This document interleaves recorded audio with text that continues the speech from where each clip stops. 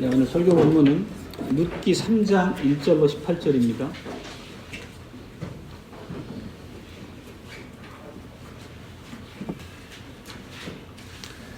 룻의 시모 나오미가 그에게 이르되 내 딸아 내가 너를 위하여 안식할 곳을 구하여 너로 복되게 하여야 하지 않겠느냐. 내가 함께하던 시녀들을 둔 보아스는 우리의 친족이 아니냐. 그가 오늘 밤에 타작마당에서 보리를 까불리라. 그런즉 너는 목욕하고 기름을 바르고 의복을 입고 타작마당에 내려가서 그 사람이 먹고 마시기를 다 하기까지는 그에게 보이지 말고 그가 누울 때에 너는 그 눕는 곳을 알았다가 들어가서 그 발치 이불을 들고 거기 누우라. 그가 너의 할 일을 내게 고하리라. 룻이 시모에게 이르되 어머니의 말씀대로 내가 다 행하리이다 하니라. 그가 타작마당으로 내려가서 시모의 명대로 다 하니라. 보아스가 먹고 마시고 마음이 즐거워서 가서 노젓가리 곁에 눕는지라 룻이 가만히 가서 그 발치 이불을 들고 거기 누웠더라. 밤중에 그 사람이 놀라 몸을 돌이켜 본즉 한 여인이 자기 발치에 누웠는지라. 가로되 내가 누구뇨? 대답하되 나는 당신의 시녀 룻이오니 당신의 옷자락으로 시녀를 덮으소서. 당신은 우리 기업을 물을 자가 됨이니이다. 가로되 내 딸아 여호와께서 내게 복 주시기를 원하노라. 내가 빈부를 물론하고 연소한 자를 좇지 아니하였으니 너의 베푼 인애가 처음보다 나중에 더하도다. 내 딸아 두려워 말라. 내가 내 말대로 내게 다 행하리다. 내가 형숙한 여자인 줄 나의 성읍 백성이 다 아느니라. 참으로 나는 내 기업을 물을 자나 물을 자가 나보다 더 가까운 친족이 있으니 이 밤에 여기에 머무르라. 아침에 그가 기업 물을 자의 책임을 내게 이행하려 하면 좋으니 그가 그 기업 물을 자의 책임을 행할 것이니라. 만일 그가 기업 물을 자의 책임을 내게 이행코자 아니하면 여호와의 사심으로 맹세하노니 내가 기업 물을 자의 책임을 내게 행하리라. 아침까지 누울지니라. 룻이 새벽까지 그 발치에 누웠다가 사람이 피차 알아보기 어려울 때에 일어났으니 보아스의 말에 여인이 타작 마당에 들어온 것을 사람이 알지 못하여야 할 것이라 하였습니다. 보아스가 가로되 네 겉옷을 가져다가 펴서 잡으라. 펴서 잡으니 보리를 6번 되어 룻에게 이어주고 성으로 들어가니라. 룻이 시모에게 이르니 그가 가로되 내 딸아 어떻게 되었느냐. 룻이 그 사람의 자기에게 행한 것을 다 고하고 가로되 그가 내게 이 보리를 6번 되어주며 이르기를 빈손으로 내 시모에게 가지 말라 하더이다. 이에 시모가 가로되 내 딸아 이 사건이 어떻게 되는 것을 알기까지 가만히 앉아 있으라. 그 사람이 오늘날 이 일을 성취하기 전까지 쉬지 아니하리라.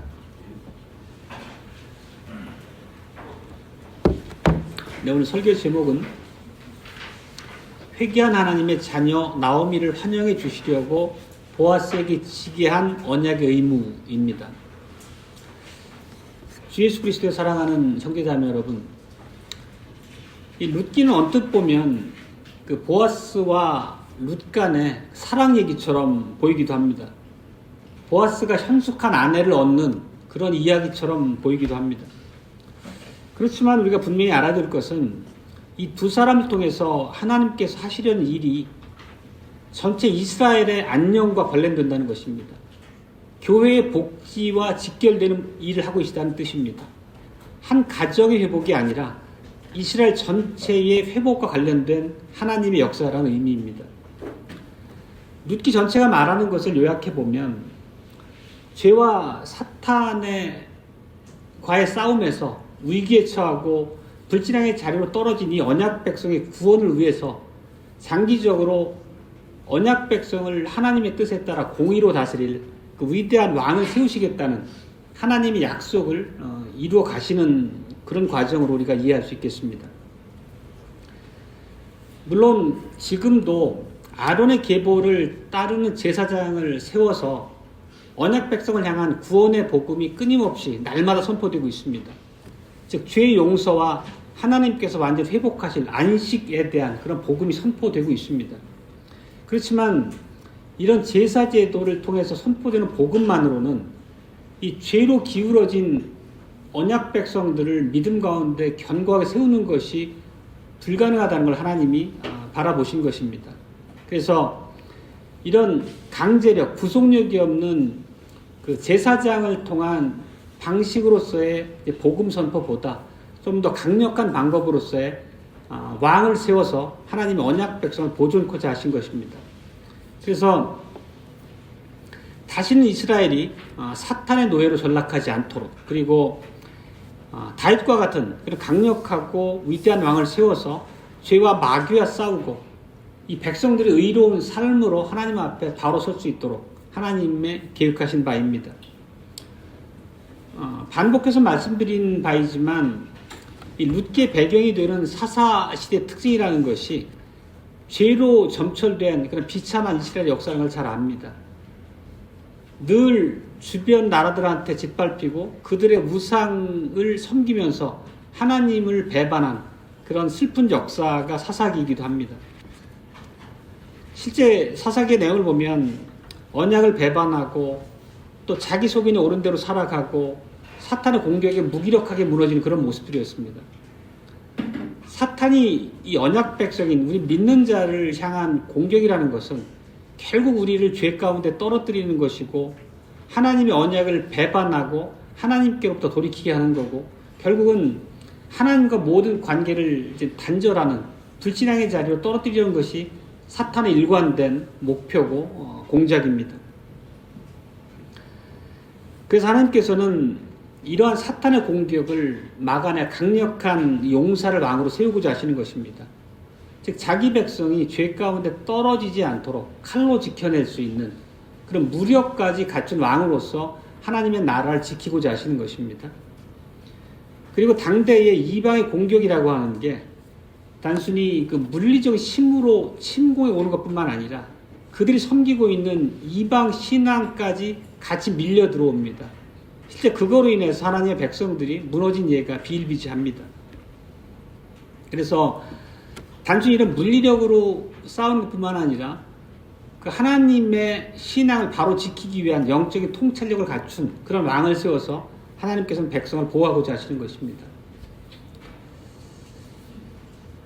그 룻기에서 다루는 내용은 전체적인 내용을 보면 앞에서 말씀드린 것처럼 그 이제 왕을 세우기 위한 하나님의 일하심의 과정으로 말씀드렸습니다.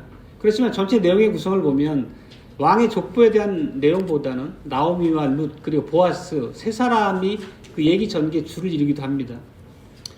그리고 오늘 이제 얘기를 우리가 보면서 그 느끼는 것은 실제 우리가 주변에 살아가는 우리 삶의 주변에서 뭐 드라마나 영화를 통해서 워낙 많은 러브 스토리를 우리가 익숙하게 봐왔기 때문에 오늘의 얘기도 언뜻 그냥 멋진 중년의 아저씨와 아름다운 그 여인 간의 사랑 얘기로 우리가 치부하기 쉽습니다. 그래서 우리가 이 반대로 한번 생각해 볼 필요도 있겠습니다. 보아스는 나이가 먹도록 장가가지 못한 그 외모가 다른 사람이 호감을 주지 못하는 그냥 그런 중늙은일 수도 있다는 뜻입니다. 나오미 역시도 룬 역시도 이방의 여인일 뿐더러 뭐 외모 면에서도 이렇게 호감을 주지 못하는 사람일 수 있고 또 지금은 남편이 죽은 과부에 지나지 않습니다.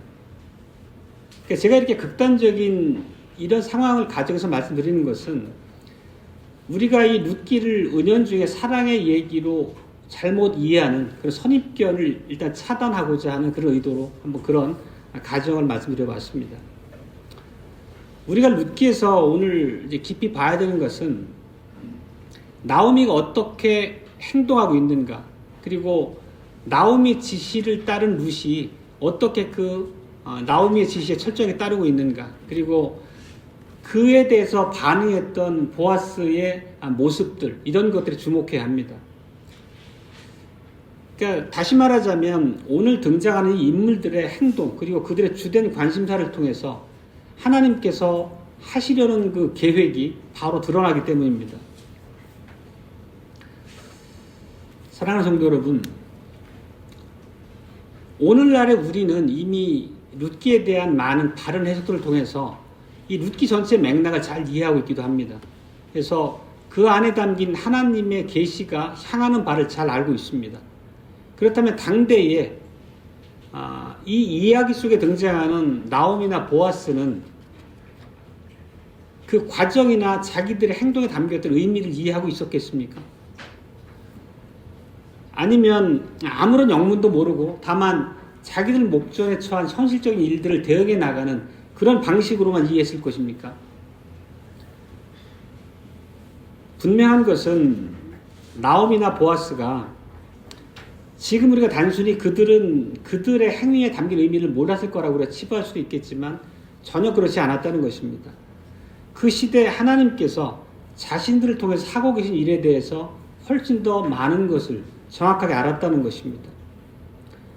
하나님께서는 어떤 일을 행하시기 전에 그 백성에게 알리지 않으시는 법이 없다고 말씀하십니다.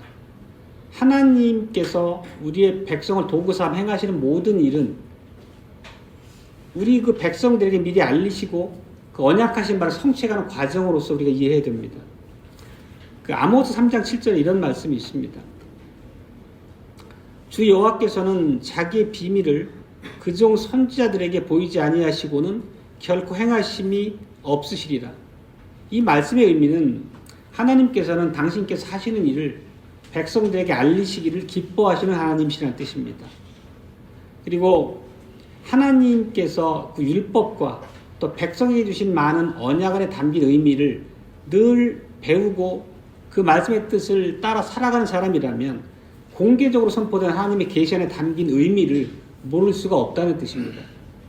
우리가 앞에서 읽었던 그 레위기나 신명기 말씀처럼 나오미가 기대하고 행하는 바는 하나님의 약속에 대한 이해를 전제로 이루어지고 있는 것이고 또 그런 입장을 받아서 보아스가 보이는 행동 역시도 하나님의 언약 안에 담긴 그 백성의 의무라는 관점을 이해하고 있기 때문에 신실하게 그것에 임했다는 뜻입니다. 먼저 모압에서 회심하고 돌아온 그 나오미의 관심이 무엇이었는가를 한번 우리가 짚어보겠습니다. 1장으로 돌아가서 한번 보겠습니다. 우리가 지난 시간에 살펴봤던 얘기입니다. 자기를 따라 베들레헴으로 오려는 자부들을 만류하면서 나오미가 한 말입니다. 나오미가 가로되 내 딸들아 돌아가라. 너희가 어찌 나와 함께 가려느냐. 나의 태중에 너희 남편 될 아들들이 오히려 있느냐. 여기 보면 나오미가 지금 말하는 그의 관심은 후손에 집중되어 있습니다. 그리고 여기서 말하는 나의 태중에 너희 남편 될 아들들이 오히려 있겠느냐 이 말은 우리가 앞에서 읽었던 레위기의 말씀처럼 하나님이 언약 백성 이스라엘에게 주셨던 그 형사 계수제 혹은 수혼법과 관련된 얘기를 하고 있는 것입니다. 이스라엘 사회 안에는 만약에 어떤 형제가 후사가 없이 죽게 되면 그 다른 형제가 먼저 죽은 형제의 아내를 취해서 후손을 이어서 언약 백성의 자리를 잃지 않도록 그렇게 해주는 게 하나님의 명령하신 바입니다. 물론 우리가 지난 시간까지 살폈던 것처럼 나오미가 믿음이 부족한 행동을 보였고 또 아직도 원망과 불평이 남아있는 연약한 모습이지만 하나님의 언약에 담긴 그 의미를 이해하고 이런 얘기를 했다는 것을 우리가 미루어 짐작할 수 있다는 뜻입니다. 룻이 나오미를 따라서 가나안 땅으로 계속 오겠다고 하지만 결국 최소한의 소망이라도 이어가려고 하면 룻에게 결혼을 통해서 후사를 이어갈 어떤 소망이 있어야 되는데 이미 늙은 나오미로서는 자기가 아들을 낳아서 룻으로 하여금 후사를 있게 해줄 그런 여력이 없다는 것입니다. 모든 상황이 이제 절망적이라는 뜻으로 룻이 자기를 따라 베들레헴으로 가는 것을 만류하고 있는 것입니다. 하나님의 백성으로 자리 잡고 살아갈 수 있도록 룻을 도와줄 책임이 자기에게 있는데 룻이 자기를 따라 동행하더라도 결코 그럴 일이 없을 것 같기 때문에 절망적으로 룻을 만류하는 거기도 합니다. 물론 그 자체가 옳다는 것은 아니고 이 말씀 안에 담겼던 나오미의 지금 입장과 판단이 그렇다는 뜻입니다. 그렇지만 잘 알다시피 룻은 시어머니 끝까지 따랐고 우리가 붙쫓았다라는 말로 표현했었습니다. 하나님의 백성으로 살 것을 결단합니다. 그러면 어떻게든 이 나오미 입장에서는 룻에게 언약 백성으로서의 마땅한 자리를 마련해 줄 책임감을 갖게 됐을 것입니다. 즉 이스라엘 백성으로서 하나님의 유업의 한 자리를 차지할 수 있도록 룻의 행동 하나하나를 철저하게 지도하는 것을 우리가 살펴볼 수 있습니다. 아마도 이 룻의 놀라운 결단, 또 그 안에서 역사하신 하나님을 바라보면서 나오미도 하나님의 언약의 법과 신실한 역사에 대해서 깊이 생각하고 돌아보는 계기가 됐을 것으로 보입니다. 그리고 이후에 나오미의 모든 생각이나 행동은 철저하게 하나님의 계시를 따라서 이루어지고 있습니다. 룻은 이제 개종한 지 얼마 되지 않았고 그 복음에 대해서 일부를 들었을지라도 아직은 그 내용에 대한 이해가 부족했기 때문에 이제부터 모든 룻의 행동은 그 하나님의 율법, 언약의 법에 익숙한 어머니의 그 조언을 따라서 철저하게 이루어지는 것을 우리가 보게 됩니다. 지난 시간에 봤던 것처럼 룻은 생계를 위해서 이삭을 줍습니다. 이삭 줍는 것이 그냥 단순히 가난한 자 행위로서가 아니라 우리가 살폈던 것처럼 이삭을 줍고 살아가도록 하신 것은 가난한 자나 나그네들에게 부여하신 하나님의 권리라는 것을 하나님께서 부여하신 권리라는 것을 우리가 지난 시간에 살폈었습니다. 그리고 그렇게 이삭을 줍기 위해서 나오미가 그 베들레헴 주변에 밭을 돌아다니는데 하나님께서 그 과정에 역사하셔가지고 룻의 발걸음을 보아스의 밭으로 인도하십니다. 거기서 보아스를 만나서 이루어진 과정과 대화의 내용이 우리가 지난 시간에 살폈던 바입니다. 그리고 룻이 이제 그 줍은 이삭의 나락을 가지고 어머니께 돌아왔을 때 어머니의 그 있었던 하루의 모든 과정을 말씀드렸습니다. 그 사실을 알게 된 나오미가 이렇게 말을 합니다. 이제 지난 시간에 살폈던 부분인데 다시 한번 보겠습니다.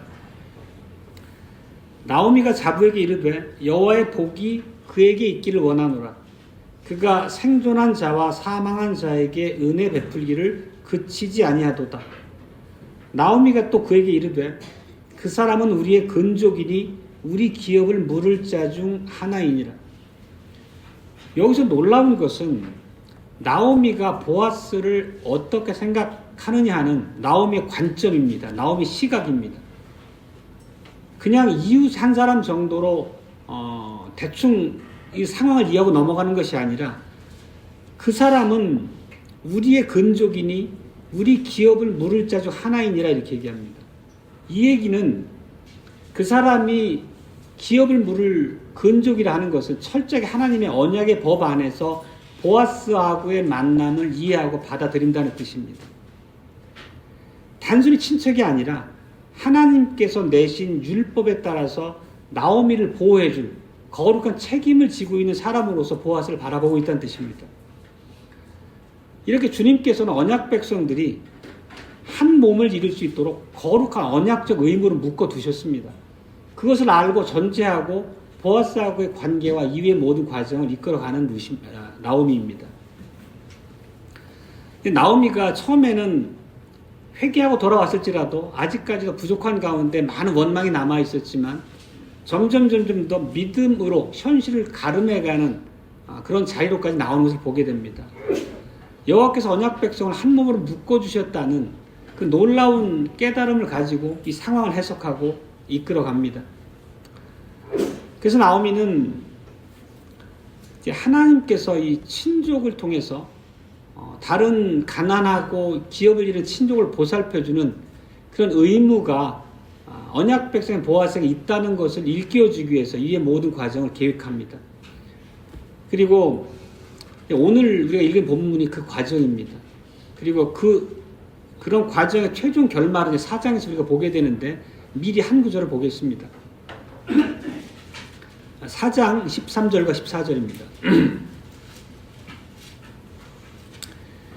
이에 보아스가 룻을 취하여 아내를 삼고 그와 동침하였더니 여호와께서 그로 잉태케 하심으로 그가 아들을 낳은지라. 여인들이 나오미에게 이르되 찬송할지로다. 여호와께서 오늘날 내게 기업 물을 자가 없게 아니하셨도다. 이 아이의 이름이 이스라엘 중에 유명하게 되기를 원하노라. 나오미는 남편도 잃고 자식도 잃었지만 보아스를 통해서 후손을 갖게 됐습니다. 자녀를 낳은 당사자는 며느리인 루시였지만 17절에 보면 오벳은 루시 아니라 나오미가 낳은 아들이라고 표현하는 걸 우리가 봤습니다. 볼 수 있습니다. 그 이웃 여인들이 그에게 이름을 주되 나오미가 아들을 낳았다 하여 그 이름을 오벳이라 하였는데 그는 다윗의 아비인 이새의 아비였더라. 이제 나오미는 남편도 없고 자식도 잃었지만 하나님의 자비로우신 보살핌 가운데서 언약 백성으로서의 자기 자리를 당당하게 회복한 것을 보게 됩니다. 그리고 이제 룻도 보아스 가문의 아내가 되고 또 룻이 낳은 그 오벳의 3대 후손으로 다윗이 이스라엘의 왕으로 오는 것을 우리가 봅니다. 그리고 그 다윗은 가장 위대한 예수 그리스도를 예표하는 구약의 왕으로 우리가 이해하고 잘 기억합니다. 이런 과정들을 보면 룻이 어떻게 행해야 될지 시종일관 깊이 이해하고 하나님의 말씀을 근거로 지도했던 나오미였던 것을 우리가 알 수 있습니다. 우리가 이전까지의 나오미의 모습을 보면 모압 땅에 가가지고 아들을 이방 여인과 결혼시킬 만큼 하나님의 언약을 배반했던 그런 참 불쌍한 여인이었습니다. 그렇지만 그가 본격적으로 회심을 하고 여호와 하나님의 날개 아래로 돌아왔을 때 하나님께서는 당연히 그 여인을 이제 보호하시고 회복시켜 가실 것이고 나오미 역시도 그런 하나님의 인도하심 가운데서 하나님의 약속 안에서 본인이 갈 바를 이제 가름합니다.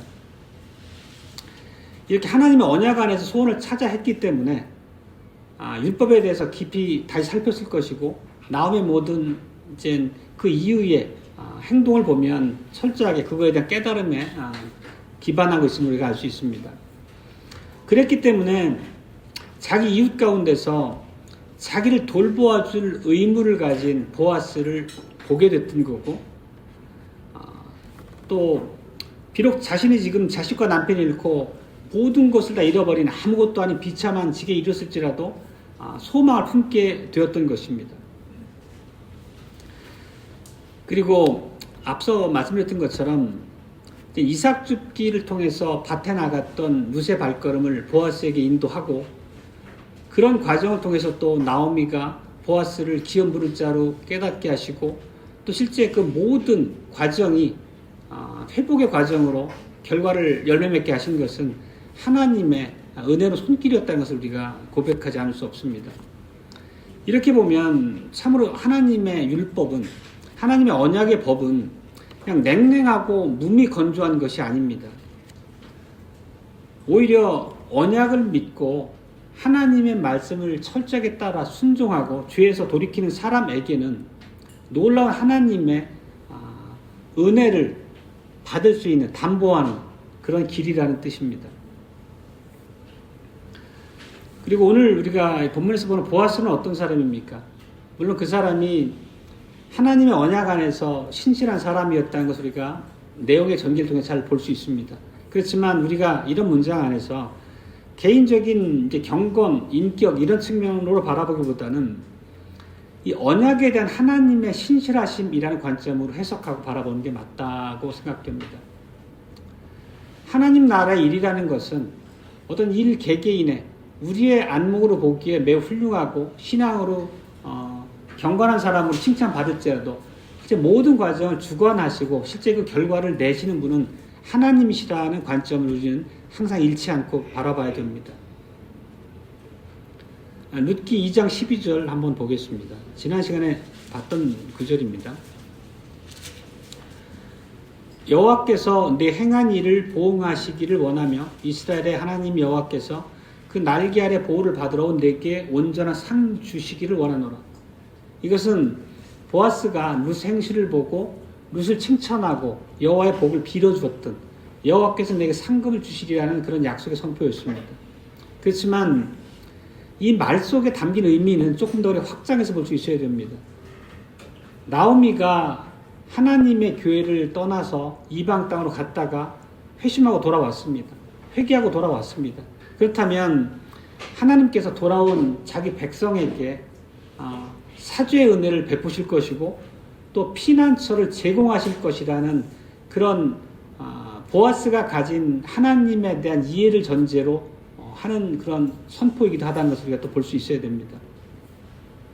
그리고 보아스가 이렇게까지 말할 수 있는 근거는 바로 매일 당대 이스라엘에서 성소에서 제사장을 통해서 드려지고 있는 어린 양의 제사가 담고 있는 의미를 이해하고 있었던 거죠. 결국 성소에서 드려지는 제사는 완전한 용서를 선포하는 복음이라는 것입니다. 그래서 여호와께서 이렇게 회심하고 돌아온 나오미에게 또 함께 온 룻에게 상을 주시자고 하는 이런 보아스의 격려는 다시 말하면 그의 철저한 신앙 고백에 근거한 위로이기도 한 것입니다. 그리고 이렇게 철저하게 하나님의 언약에 대한 이해가 있었기 때문에 나중에 룻이 보아스에게 하나님의 언약에 대해서 일깨웠을 때 오늘 본문 중에 한 구절입니다. 당신의 옷자락으로 시녀를 덮으소서 당신은 우리의 기업을 물을 자가 됨이니이다. 이렇게 하나님의 언약 안에 있는 기업 물을 자의 의무를 환기시켰을 때 보아스가 그런 신앙의 토대에 서 있었기 때문에 이런 답을 할 수 있었던 것입니다.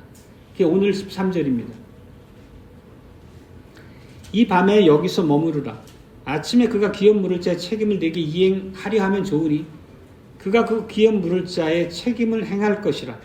만일 그가 기업 물을 자의 책임을 내게 이행코자 아니하면 여호와의 사심으로 맹세하노니 내가 기업 물을 자의 책임을 내게 행하리라. 아침까지 누울지니라. 만일 기업 물을 자의 책임이 자기에게까지 부여된다면 마땅히 이것을 하나님의 명령으로 인식하고 순종하겠다고 하는 맹세의 다름 아닙니다. 여기서 기업을 물은다는 뜻이 어떤 의미입니까?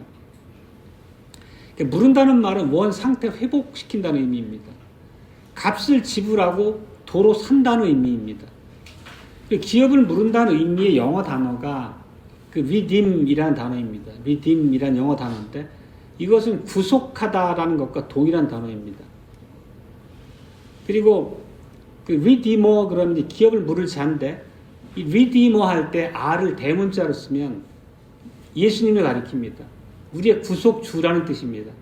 그러니까 기업 물을 자의 의미라고 하는 것은 실제 우리가 예수 그리스도께서 우리의 모든 죄값을 치르고 우리를 되사서 백성 삼으셨듯이 그런 언약적 가르침이 이 기업을 물은다는 의미 안에 담겨 있습니다. 나오미에게는 그러니까 조상으로부터 받은 유업이 있었을 것입니다. 물론 엘리멜렉과 더불어서 그 가뭄에 처해서 모압 땅으로 피신할 때 모든 가산을 팔고 떠났겠지만 받은 유업이 있었을 것입니다. 그래서 이제 돌아온 지금으로서는 자기들이 베들레헴 땅에서 다시 정착해 살기 위해서는 그걸 회복해야 됐는데 자기로서 회복할 힘이 전혀 없었습니다. 아무것도 가진 게 없는 무일푼의 신세로 전락했기 때문입니다. 그래서 힘이 닿는 친족이 그것을 되사서 돌려줄, 회복해줄 그런 상황이었습니다. 그런데 보아스가 바로 본인에게 책임이 부여되면 기꺼이 자기의 책임을 감당하겠다고 약속하고 맹세하는 것입니다. 보면 여호와의 사심으로 맹세하노니 내가 기업 물을 자의 책임을 내게 행하리라. 언약에 대한 신실함이 없었다면 이런 맹세가 나올 수가 없겠죠. 보아스가 어떤 사람인가를 잘 보여주는 그런 부분입니다. 이런 보아스의 말 안에서 파산에 처해 있는 그런 비참 지경으로 떨어진 또 다른 측면인 나오미에게 이런 맹세가 얼마나 큰 위안이 되었겠습니까?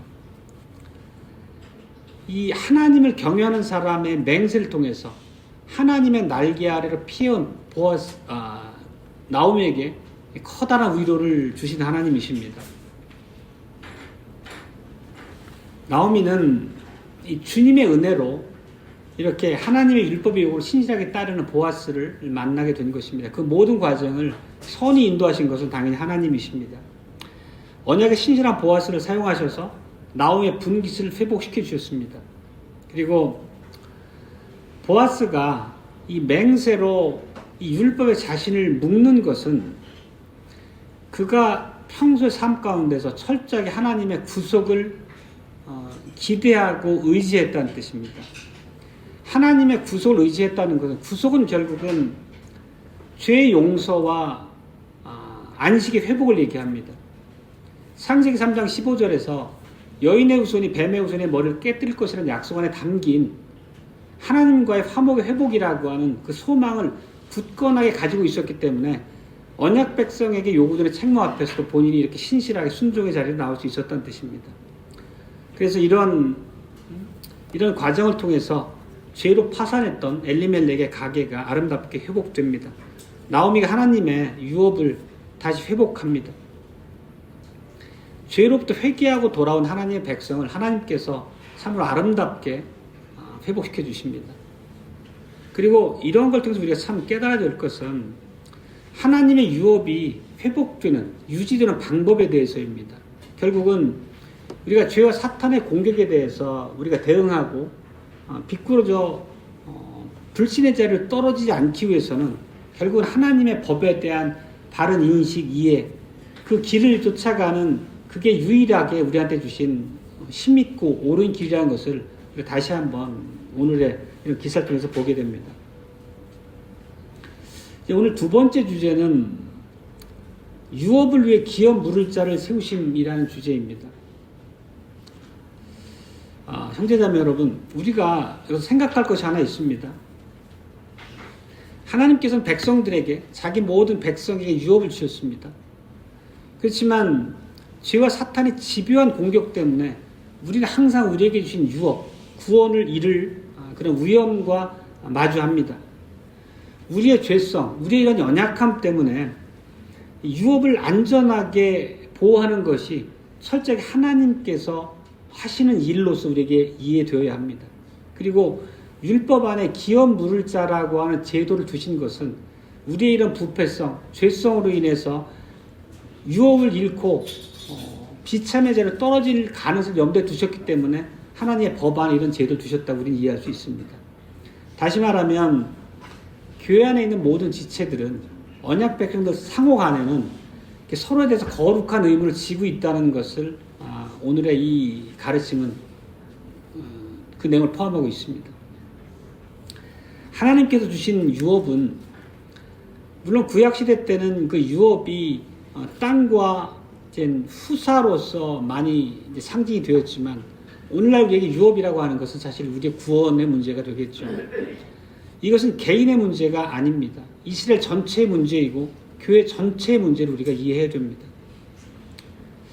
그리고 우리가 이제 구약에서 하나님께서 가나안 땅을 이스라엘 백성에게 배분해 주셨던 방식이 매우 독특합니다. 그것을 한번 살펴보겠습니다.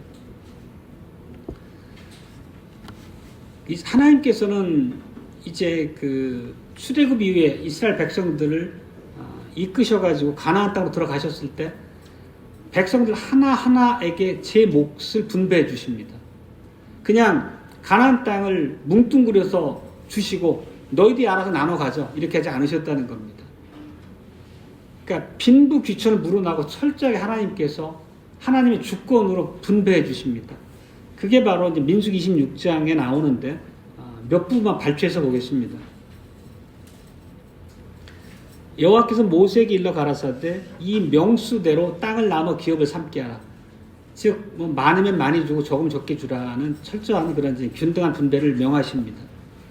그리고 각기 기업을 주되 오직 그 땅을 제비 뽑아 나누어 그들의 조상 지파의 이름을 따라 얻게 할지니라. 제비 뽑아 땅을 분배합니다. 제비는 그 결과를 하나님이 주관하신다는 의미입니다. 그러니까 힘센 사람이 먼저 달려가서 좋은 땅, 비옥한 땅을 얻는 게 아니고 철저하게 제비 뽑아서 하나님의 뜻에 따라 모든 백성에게 균등하게 배분해 주십니다. 유업을 하나님이 친히 나눠주셨다는 것은 굉장히 중요한 의미가 있습니다. 하나님께서 소유로 주신 것은 그것을 받은 그 사람에게 영원히 귀속되는 것입니다. 영원히 그 사람의 분기십니다.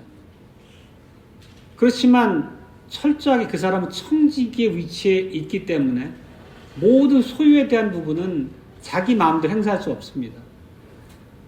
우리가 잘 아시는 것처럼 누구도 언약 백성 한 사람에게 부여된 유업을 뺏을 수 없습니다.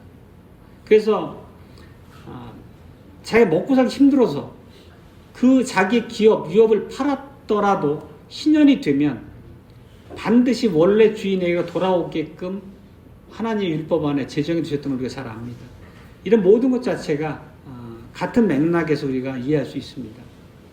이것이 하나님의 법입니다. 오늘 읽은 그 레위기 25장 부분에서 몇 구절만 다시, 오늘 이제 본문 읽었던 참고 병행 구절입니다. 몇 부분만 다시 보겠습니다. 토지를 영령에게 팔지 말 것은 토지가 다 내 것입니다. 내가 너희에게 각자에게 배분해서 유업을 나눠줬지만 그 유업을 임의로 처분할 권리가 너희에게 있지 않다는 것을 말씀하고 계십니다.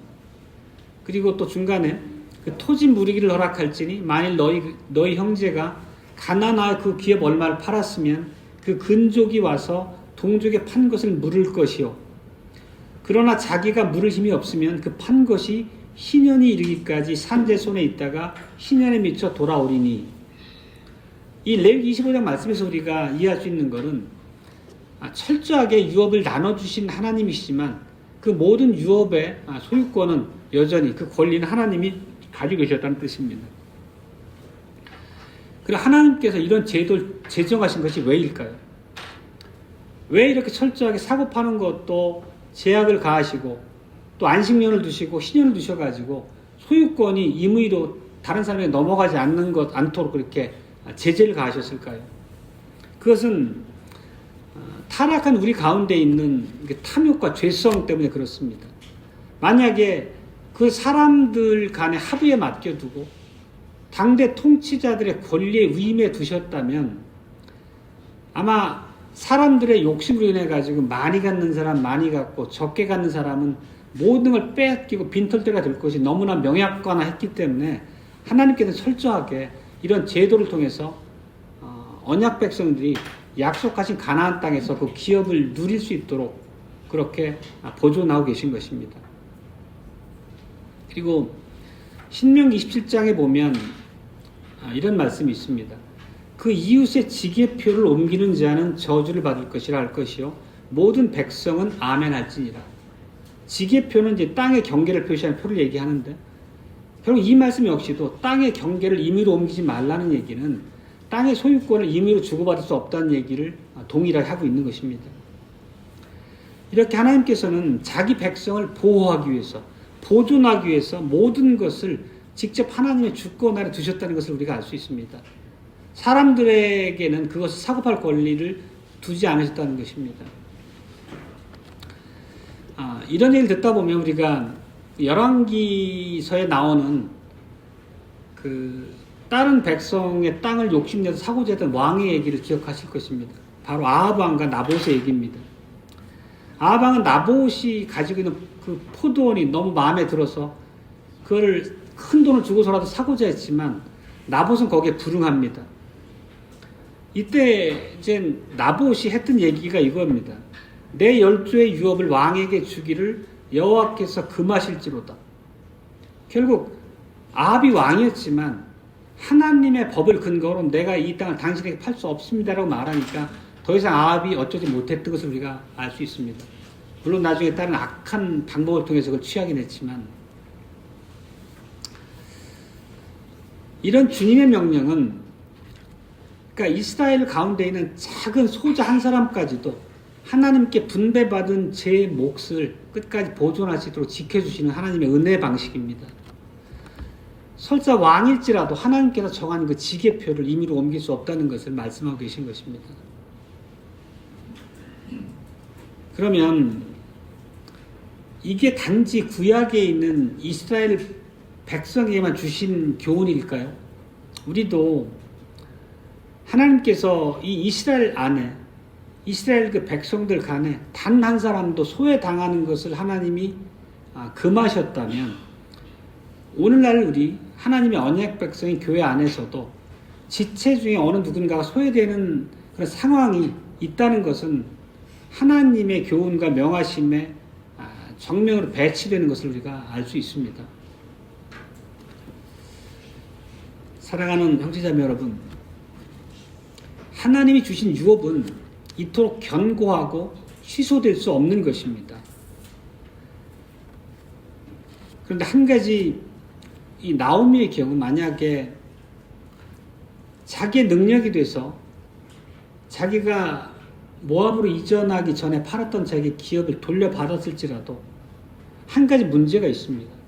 그 문제가 뭐냐면 그 유업을 이어갈 자녀가 없다는 것입니다. 항상 구약에서 보면 아브라함에게 약속하셨던 처음 약속도 땅과 후사였듯이 이 구약 당대에 하나님의 언약 백성의 기업을 유지한다는 것은 그 두 가지 요소가 다 맞춰져야 된다는 뜻입니다. 그래서 이 구약 이스라엘 안에서 자식이 없다는 것은 하나님께서 구원 역사를 진행해 가시는 하나님의 약속의 땅에 들어왔지만 그 사람에게 미래가 없다는 뜻과 다름이 아닙니다. 그리고 이것은 바로 복음 안에서 나오미가 위를 얻게 되는 계기, 배경이기도 한데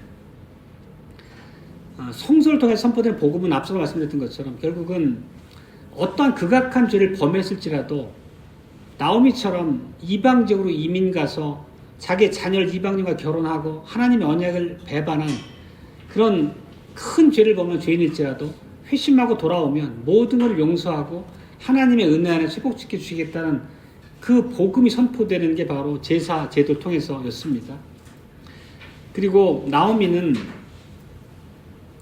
그런 복음 안에서 신앙이 믿음의 자리로 회복된 걸 우리가 계속 봐왔습니다.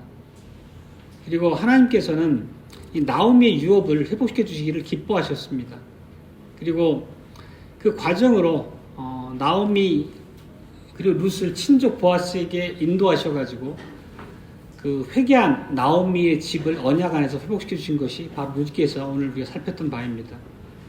그리고 앞서 이제 자손의 말씀 얘기를 드렸는데 결말을 보면 나오미가 후손을 얻게 된 것을 우리가 보게 됩니다. 보아스가 이 룻과 결혼한 목적은 회개한 나오미에게 하나님의 나라에서 그 가게의 이름으로 받은 분깃을 회복시켜 주시려는 하나님의 도우심으로 우리가 봐야 된다는 의미입니다. 물론 보아스는 룻을 인애하고 사랑해서 결혼했을 것입니다. 그렇지만 이 혼인 안에는 훨씬 더 거룩하고 고상한 하나님의 뜻이 담겨 있습니다. 혼인은 근원적으로 이스라엘 자손에게 약속하신 하나님의 구원에 참여하는 방식입니다. 자손이 없는 것이 왜 모든 미래를 잃어버린 것에 다름 아니냐면 여자의 후손을 통해서 사탄의 머리를 깨뜨리실 거라는 하나님의 그 원래 복음의 내용이 우리의 자녀, 가계의 유지를 통해서 이어진다라고 하는 그 약속을 전제로 구약의 모든 가르침들이 이루어지고 있기 때문입니다. 이렇게 보아스의 혼인은 하나님께서 택한 이스라엘 나라의 안녕과 직결된 문제입니다. 그리고 이제 4장에 가보면 그 보아스 외에 다른 친족한 사람이 더 등장합니다. 오늘 문맥 안에서 우리가 이제 추측해 볼 수 있는 문제인데 그 사람은 기업 물을 자의 그 의무를 진 입장에서 볼 때 보아스보다 먼저 기업 물을 자의 책임을 감당해야 됐을 사람입니다. 그렇지만 우리가 4장에서 보면 그 사람은 그 일이 자기의 금전적으로 손해가 될 일이라는 위험성 때문에 기업 물을 자의 책임을 거절합니다. 그리고 친족의 그 가게를 세워주는 의무를 보아스에게 떠넘기죠. 그 내용이 4장 5절로 6절인데 한번 먼저 살펴보겠습니다. 보아스가 가로되 내가 나오미의 손에서 그 밭을 사는 날에 그 죽은 자의 아내 모압 여인 룻에게서 사서 그 죽은 자의 기업을 그 이름으로 잊게 하여 할 것이니라. 그 기업 물을 자가 가로되 나는 내 기업에 손해가 있을까 하여 나를 위하여 물으지 못하노니 나의 물을 권리를 내가 취하라. 나는 물으지 못하겠노라. 결국은 이 사람은 자기의 이해관계 때문에 언약 안에서 요구된 엄중한 하나님의 말씀을 무시해버립니다. 하나님의 나라를 무너뜨리는 행위의 다름 아닙니다. 실제 이런 사람은 생명의 책에서 제하여 버린다는 하나님의 놀라운 경고, 저주가 있기도 합니다. 이 부분은 우리가 4장에서 살필 때 조금 더 깊이 있게 살펴보도록 하겠습니다. 지금까지 이제 살펴본 것처럼 하나님께서 이스라엘 자손에게 주신 기업을 이스라엘이 받아 누리려면 백성 각자에게 나눠주신 자신의 유업을, 몫을 잘 보존해야 합니다. 우리 몸에 어느 지체 하나라도 없으면 우리 몸은 불구가 됩니다. 마찬가지로 그 이스라엘 백성들에게 각 가정에게 땅을 유업으로 주셨을 때 어느 한 가정이라도 유업을 잃고 비꾸러지게 되면 안 되는 것이 하나님이 정하시고 명하신 바입니다. 구약의 교회였던 이스라엘은 함께 하나님의 유업을 받은 다른 지체들의 안녕을 위해서 관심을 가지고 헌신해야 될 의무가 있었습니다. 이 얘기는 이웃이 가난한 상태로 떨어져 가지고 하나님 안에서 참 기쁨과 안식을 누리지 못하는데 교회로서 안식을 누릴 수 없다는 뜻입니다. 이웃이 평안하지 않다면 하나님의 은혜를 나 혼자만 누릴 수 없다는 뜻입니다. 이게 바로 우리가 십계명에서 늘상 고백하고 가르치는 바인 걸 잘 압니다. 이웃을 제 몸처럼 사랑하는 것이 없이는 하나님의 은혜를 결코 누릴 수 없습니다. 이 룻기는 무엇보다 먼저 당대 그 구약 교회에게 교훈하신 하나님의 복음일 것입니다. 그 의미를 크게 대별해 보면 자기의 이웃이 나오미처럼 죄에서 돌이키고 회개하고 돌아온다면 보아스가 보였던 모범처럼 가까운 그 자기 언약 백성의 자리에 그 사람 회복시킬 수 있도록 영접하고 보살피라는 뜻입니다. 또 만약에 또 나오미처럼 그 당사자로서 하나님의 성소를 떠나서 교회를 떠나서 불신의 자리로 떨어진 사람이라면 속히 그 자리에서 회개하고 하나님의 날개 아래로 돌아오라는 그런 교훈도 아울러 담고 있습니다. 그렇지만 우리가 이 사사기를 통해서 주신 이러한 교훈들은 모든 하나님의 말씀이 그렇듯이 사사시대 당대 구약 백성들을 향해서만 제한적으로 주신 말씀이 아닙니다. 성령 하나님께서는 이 말씀을 성경으로 기록되게 하셨고 오늘날 우리 손 안에 살아계신 하나님의 말씀으로 주셨다는 것은 오늘날 우리에게 주신 교훈도 엄중하다는 의미입니다. 그렇다면 우리들이 우리 자신에게 하나님께서 은혜로 주신 구원만을 누리고 기뻐하는 것에 머물 것이 아니라 영원한 기업, 다시 말하면 하나님의 구원과 영원한 안식을 옆에 있는 다른 형제나 자매가 잃지 않도록 우리가 서로 살피고 연합하고 또 그들을 우리가 두루두루 믿음 안에서 살펴야 됩니다. 무난해야 됩니다. 그렇지만 우리가 늘상 시험에 들고 우리가 늘 하나님 앞에 기도하면서 우리의 연약함을 돌이켜 주시기를 또 우리의 죄에 대해서 회개하는 기도를 드린 이유는 우리의 죄와 부패성이 아직도 늘 우리를 올가매고 우리 힘들게 하기 때문입니다. 어찌 보면 보아스처럼 순종한다는 게 우리의 생리적 기질상 우리의 타고난 우리의 본성으로는 어려운 것이 당연합니다. 그렇게 느껴집니다. 그렇지만 우리가 늘 이러한 우리 한계를 가슴 아파할 때마다 우리 또 하나님을 바라보게 됩니다. 예수 그리스도께서 우리 안에 성령을 부어주시고 우리의 모든 연약함을 보듬고 채워주신다는 걸 우리가 압니다. 예수 그리스도께서는 성찬으로 우리를 초대하셔서 우리가 얼마나 놀라운 은혜 가운데 보호받고 있는지 그분의 약속 안에 있는지를 일깨워 주십니다. 또 끊임없이 복음 안에서 우리를 하나님의 자녀된 그 신분으로 회복시켜 주십니다.